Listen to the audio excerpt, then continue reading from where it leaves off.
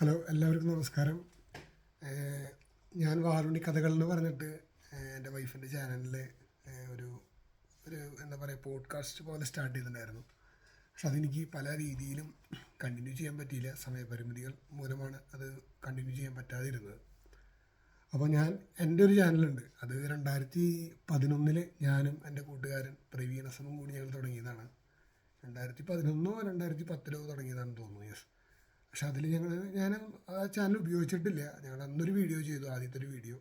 പിന്നെ അത് ഞങ്ങളത് ഉപയോഗിച്ചിട്ടില്ല. അപ്പോൾ ആ ചാനൽ കൂടി ആയിരിക്കും ഞാൻ എൻ്റെ ആ ഒരു പോഡ്കാസ്റ്റ് സ്റ്റാർട്ട് ചെയ്യുന്നത്. അപ്പോൾ ഞാൻ 2 എപ്പിസോഡാണ് ടിനൂസ് മാജിക് വേൾഡിൽ പറഞ്ഞിട്ടുള്ളത്. അപ്പോൾ അതിൻ്റെ തുടക്കം എന്ന പോലെ തന്നെയാണ് ഇതിലും പറയാൻ ഉദ്ദേശിക്കുന്നത്. ഇതിൽ നമ്മുടെ ഈ വാറുണ്ണി, കുഞ്ഞുമണി അങ്ങനത്തെ ക്യാരക്ടറുകളൊന്നുമില്ല.